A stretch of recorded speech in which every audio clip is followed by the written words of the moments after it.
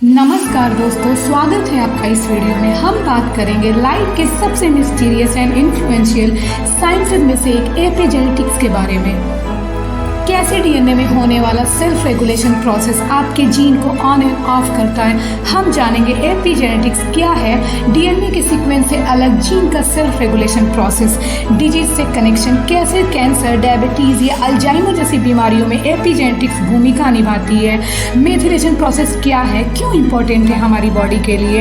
हम बात करेंगे उन फूड्स के बारे में जो नॉर्मल मेथिलेशन प्रोसेस को सपोर्ट करते हैं। चलिए वीडियो की शुरुआत करते हैं।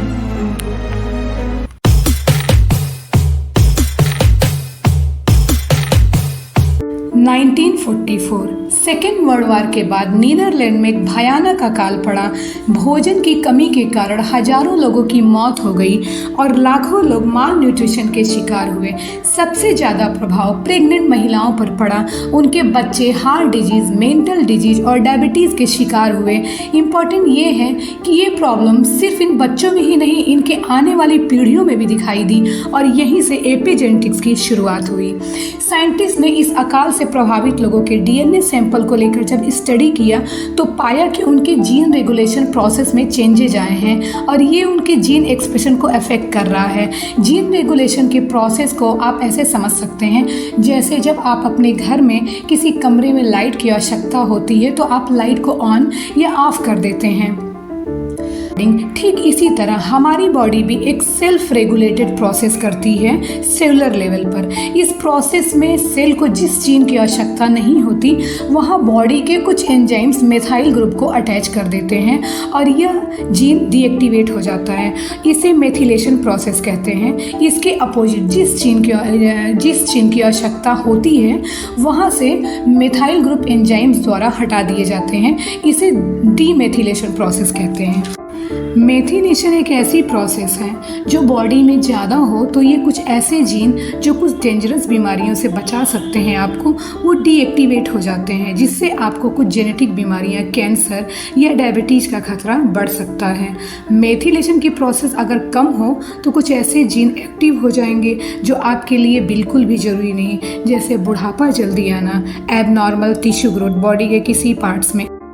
अब तक आपने समझ लिया होगा कि मेथिलेशन की प्रोसेस का हमारे बॉडी में सामान्य होना कितना जरूरी है।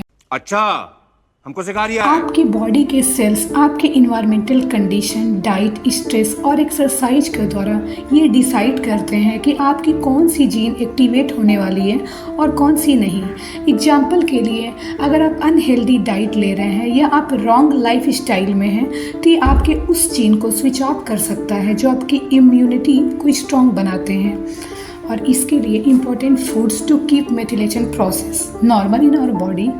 Vitamin B group whole grains में होते हैं, lentil, pulses, sprouts, soak peanuts, mushroom, avocado, sweet potato, papaya, banana etcetera. Magnesium और जिंक भी काफ़ी ज़रूरी है जो नट्स और ग्रीन वेजिटेबल्स में आपको मिलेंगे। मेथाइल ग्रुप भी काफ़ी ज़रूरी है मेथिलेशन प्रोसेस के लिए, क्योंकि ये मेथिल ग्रुप अटैच करता है। उसके लिए बीट रूट, पालक, लेंटिल एंड पल्सेस।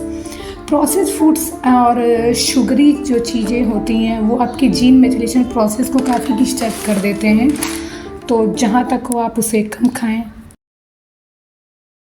बात तो सही है।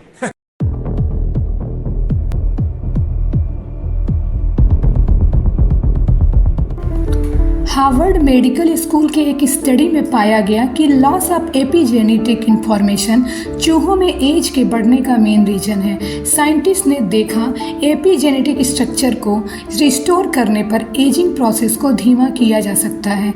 MIT के रिसर्चर ने यह समझाने के लिए एक थ्योरेटिकल मॉडल दिया जिसमें दिखाया कि कैसे एपिजेनेटिक मेमोरीज सेल डिवीजन के दौरान नेक्स्ट जनरेशन में जाते हैं। हमारे क्रोमोसोम में टेलोमेयर नाम का एक स्ट्रक्चर होता है जो एज बढ़ने के साथ छोटा होता जाता है। इससे सेल्स की रिपेयर और रिजनरेट होने की जो प्रोसेस है वो रुक जाती है और बॉडी में एजिंग दिखने लगती है।